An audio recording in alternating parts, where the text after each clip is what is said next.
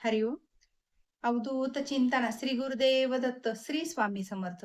Religious काकू या आपल्या चॅनलवर तुमचे मनापासून स्वागत करते आणि व्हिडिओला सुरुवात करते. तुम्ही या चॅनलवर नवीन असाल तर लाईक, शेअर आणि सबस्क्राईब करायला विसरू नका. तुमचे एक लाईक आणि सबस्क्राईब आम्हाला पुढे जाण्याचे बळ देते. चला तर व्हिडिओला सुरुवात करूया. बघा, गुरुचरित्र ग्रंथ हा केवळ ग्रंथ नाही तर तो दिव्य ग्रंथ आहे. आणि ह्या ग्रंथ पठणाने आपल्या ज्या काही अडचणी आहेत, जे काही आपल्या घरात नकारात्मक वातावरण आहे ते निघून जातं आणि घरात पवित्र वातावरण तयार होते. तर असा हा दिव्य ग्रंथ, ह्या ग्रंथाचे पठणाने आपल्याला काय काय फायदे होतात हे बघायचं आहे. तर व्हिडिओ शेवटपर्यंत नक्की बघा. तर बघा, हे ग्रंथ आपल्याला 3 दिवसात पठण करू शकता तुम्ही किंवा 7 दिवसात पठण करू शकता किंवा रोज एक अध्याय जरी घेतला तर तुम्ही हे रोज एक अध्याय घेऊनही पठण करू शकता. हा दिव्य ग्रंथ म्हणजे ज्या आपल्या घरात असणं हेच आपलं खूप भाग्य म्हणावं लागणार आहे. कारण आपल्या घरामध्ये दिव्य ग्रंथ असल्यामुळे त्याच्या म्हणजे पवित्र लहरी आपल्या घरात पसरत असतात. तर हा म्हणजे गुरुचरित्र ग्रंथ असा दिव्य ग्रंथ आहे. याचा आपल्या रोज म्हणजे आपलं जर डोकं जर लावलं तर आपल्या त्याच्यात आपले शुभ स्पंदने आपल्या म्हणजे शरीरात पसरतात.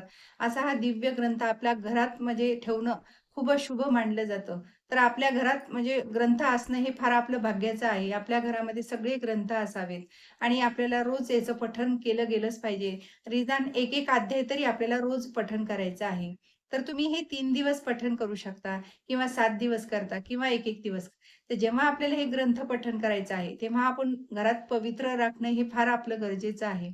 कारण घरामध्ये पवित्र वातावरण पवित्र असलं तर आपल्याला शुभ स्पंदने मिळत असतात पठणचे आणि ते आपल्या घरात सगळ्यांच्या व्यक्तींना, घरामध्ये हे आपल्यावर म्हणजे ते शुभ स्पंदने पडतात. त्यामुळे आपल्यासाठी हे खूप चांगलं आहे.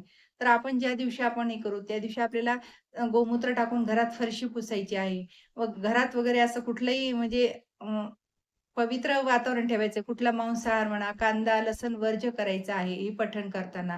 कारण हे आपण जर नियम कटाक्षाने पाळले, तर जे काही आपण पठण करतो त्याचे आपल्याला योग्य लाभ लवकर मिळतात आणि लवकर फळ मिळतं.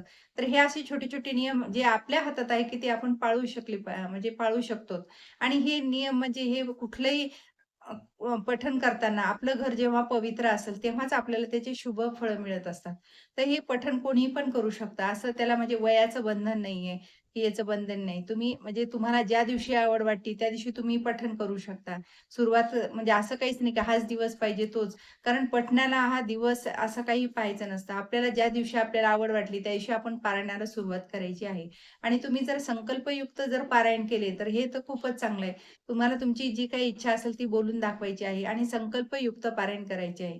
तर संकल्पयुक्त म्हणजे तुम्हाला हातावर पाणी घेऊन आपल्याला हळदी-कुंकू, अक्षदा ते आणि मग म्हणजे जी काही इच्छा आहे ती बोलून दाखवायची आहे आणि ते पाणी ताम्हणात सोडायचं आहे. आणि तुम्ही 11 गुरुवार, 21 गुरुवार, समजा 3 पारायण, 11 पारायण, 5 पारायण असे जे तुम्ही ठरवून जर संकल्पयुक्त पारायण केले तुमच्या ज्या काही इच्छा असतील त्याच्याबद्दल, तर आपल्या ह्या इच्छा नक्कीच पूर्ण होतात. आणि समजा तुम्हाला आता ग्रंथ पूर्ण पठण तुमच्याच्याने होत नाही, तर या ग्रंथामधला आपल्याला विशेष म्हणजे असे 14वा अध्याय आणि 18वा अध्याय, ह्या अध्यायाचं जरी पठण केलं तुम्ही, तर तुमचे म्हणजे जे काही तुमचे कामं अडलेले आहेत, ते कामं म्हणजे आपले होतात. जी काही आपली प्रगती थांबली आहे, ती सुद्धा प्रगती आपली उंचावर जाते. तर तुम्ही हे 14वा अध्याय सुद्धा तुम्ही नियमित जर पठण केला, तर तुमच्या ज्या काही अडचणी आहेत, त्या म्हणजे घरात अडचणीच राहत नाहीत. आपलं जे काही म्हणजे घरात नकारात्मक वातावरण आहे, ते सुद्धा निघून जातं. तर असा हा दिव्य ग्रंथातले हे 2 अध्याय आहेत. तर हे तुम्ही ग्रंथ म्हणजे वाचायला तर पाहिजेच, पण हे 2 जर अध्याय तुम्ही नियमित जर वाचले, तर बघा तुम्हाला कुठल्याही अडचणी राहणार नाही. आणि म्हणजे रोज एक तुम्ही सकाळी अंघोळ झाल्यानंतर आपल्याला 14वा अध्याय, 18वा अध्याय हे पठण करायचं आहे. तुम्ही तुमच्या इच्छेनुसार तुम्हाला 2 वाचायचे, तुम्ही दोन्ही वाचू शकता किंवा 1 करायचं तर एकाचंही पठण करू शकता. पण तुम्ही हे अनुभव घेऊन पहा. ह्या 2 अध्यायाचं जरी तुम्ही पठण केलं, तर नक्कीच तुमच्या घरामध्ये जी काही अडचण आहे, ती काहीच राहणार नाही. आणि जे काही आपल्या घरामध्ये लक्ष्मी टिकत नव्हती, तर ती आपल्या घरात लक्ष्मी टिकायला लागते. आपल्या घरात भरभराटी येते. आपली प्रगती व्हायला लागते. तर तुम्ही हे म्हणजे 14वा अध्याय आवर्जून वाचायचा आहे. तर हे जे तुम्ही म्हणजे ग्रंथ वाचणे आणि ह्याचं आपल्याला उद्यापन करायचं आहे. तर जो काही तुम्ही आपण ग्रंथ वाचन झाल्यानंतर आपल्याला जो काही घरामध्ये गोडाचा नैवेद्य केलेला असेल, तो गोडाचा नैवेद्य अर्पण करायचा आहे. आपल्याला जी काही आरती येत असेल, तर ती आपल्याला स्वामींची आरती म्हणायची आहे. आणि आपल्याला तो म्हणजे आरती वगैरे झाल्यानंतर आपल्याला तो प्रसाद सगळ्यांना वाटप करायचा आहे. तर हे झाल्यानंतर तुम्हाला म्हणजे जी काही तुम्ही स्वामींची म्हणजे नामस्मरण करू शकता किंवा आधी तुम्हाला जे काही रोज होईल नित्याचं जे तुमचे पठण असतील, स्तोत्र पठण असेल, ते पठण पण आपल्याला रोज करायचे आहेत. जे नित्याची जी सेवा आपण करतो ती आपल्याला अजिबात सोडायची नाही. कारण जे आपण ग्रंथपठण करतो ते वेगळं आणि ही सेवा नित्याची सेवा आहे ती तर आपल्याला रोज आवर्जून करायचीच आहे. ही सेवा झाल्यानंतर आपल्याला ग्रंथपठण करायचं आहे. तर म्हणजे जी कुठली सेवा तुम्ही म्हणजे रोजची वेगवेगळी सेवा घेतली तरी चालेल, पण नित्य पठणाची सेवा आहे ती आपल्याला सोडायची नाही. कारण नित्य पठणाने, नित्य सेवा केल्याने आपल्या घरामध्ये म्हणजे प्रगती तर होतीच, लक्ष्मी पण वर्धका आहे ती नित्य सेवा म्हणजे आपल्या घरात सुद्धा लक्ष्मी टिकून राहते. नेहमी सतत वास असतो लक्ष्मीचा आपल्या घरावर. मग ही अशी नित्याची सेवा आपल्याला सोडायची नाही.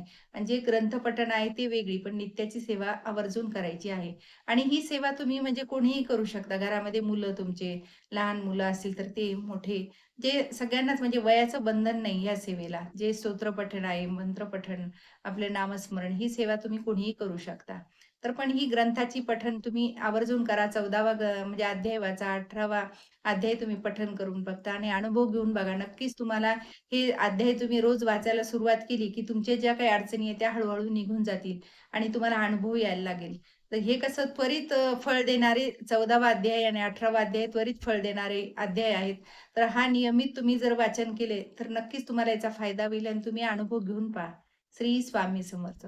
जय जय स्वामी समर्थ. माझा जर व्हिडिओ तुम्हाला आवडल्यास लाईक, शेअर आणि सबस्क्राईब करायला विसरू नका.